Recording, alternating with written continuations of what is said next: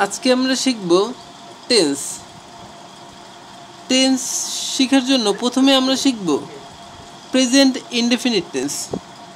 মনে রাখতে হবে প্রেজেন্ট ইনডেফিনিট টেন্সের ভার্বের প্রেজেন্ট ফর্ম হয়, যেমন গো বা গোস এই ধরনের।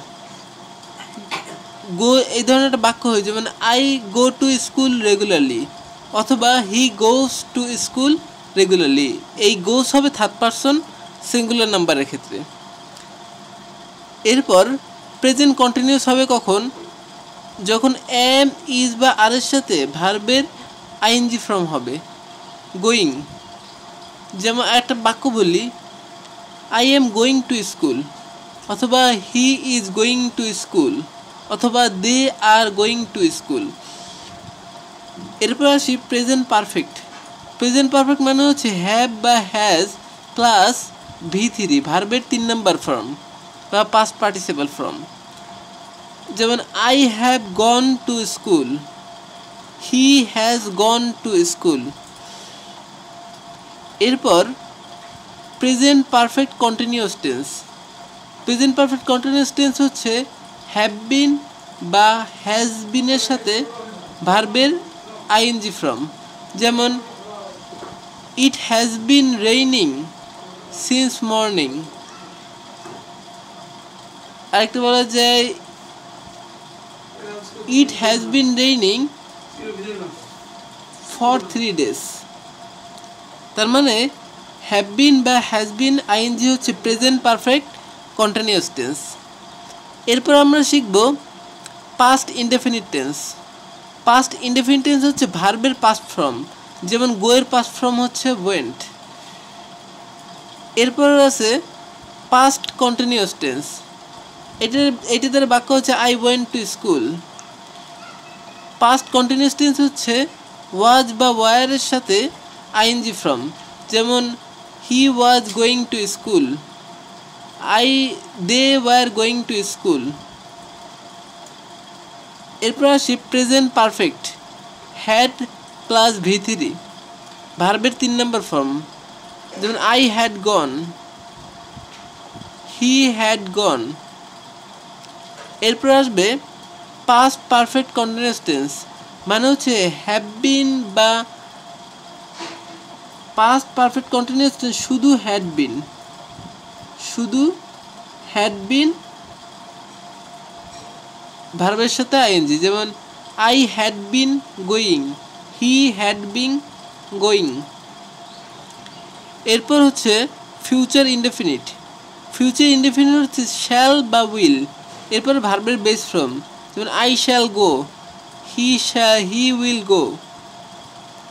ফিউচার কন্টিনিউয়াস টেন্স শ্যাল বা উইলের সাথে বি এরপর আইএনজি, যেমন I shall be going, he will be going. এরপর future perfect tense. Future perfect হচ্ছে শ্যাল হ্যাভের পরে V3 বা ভার্বের 3 নম্বর ফর্ম, উইল হ্যাভের পরে ভার্বের 3 নম্বর ফর্ম, যেমন I shall have gone, he will have gone.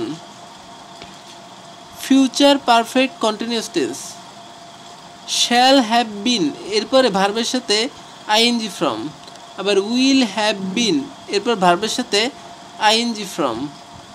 I shall have been going, he will have been going. আচ্ছা, এই ধরনের টেন্সগুলো বাদে আরও কিছু টেন্স আছে, যেমন আমরা শিখতে পারি, যেমন অনেক সময় দেখা যায় যে এই ধরনের বাক্য থাকে যে English English is spoken, English is spoken. আচ্ছা, এই বাক্যটা কি বাক্য? প্রেজেন্ট কন্টিনিউয়াস না প্রেজেন্ট ইনডেফিনিট? আমরা জানি প্রেজেন্ট কন্টিনিউয়াসের নিয়ম হচ্ছে এম ইজ আর এর পরে আইএনজি ফর্ম হয়, কিন্তু এখানে কিন্তু আইএনজি ফর্ম নাই। তাহলে এটি কী টেন্স হবে? এইটার টেন্সের নাম হচ্ছে প্রেজেন্ট ইনডেফিনিট। যখনই দেখবো আমরা টেন্স ঠিকমতো কাজ করতেছে না নিয়ম মাফিক, তখনই সেটা ওই টেন্সের শুরুতে চলে যাবে। প্রেজেন্ট টেন্সের শুরু হচ্ছে প্রেজেন্ট ইনডেফিনিট, তাহলে এটা হবে প্রেজেন্ট ইনডিফিনিট। ইনডিফিনিট। আবার যদি এরকম আসে I have a pen, I have a pen, এইখানে আমরা জানি যে হ্যাভ হচ্ছে প্রেজেন্ট পারফেক্টে বসে, কিন্তু প্রেজেন্ট পারফেক্টের নিয়ম হচ্ছে হ্যাভেজের পরে ভি3 লাগবে, ভার্বের 3 নম্বর ফর্ম লাগবে। এখানে ভার্বের কোনো 3 নম্বর ফর্ম নাই, তার মানে এই টেন্সটাও হবে প্রেজেন্ট ইনডেফিনিট। আরেকটা কাজ করি, যেমন এরকম ধরনের বাক্য আসে the work was done, the work was ডান।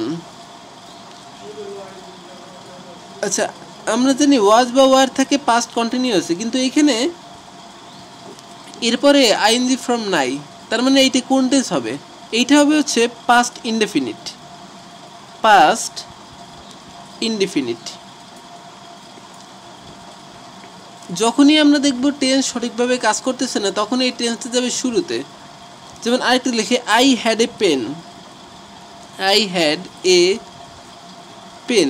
আমরা জানি হ্যাড থাকে পাস্ট পারফেক্টে, কিন্তু এরপরে ভি3 যেহেতু নাই, তাহলে এইটা আর পাস্ট পারফেক্ট হবে না। এই টেন্সটার নাম হচ্ছে পাস্ট ইনডিফিনিট, ইনডিফিনিট।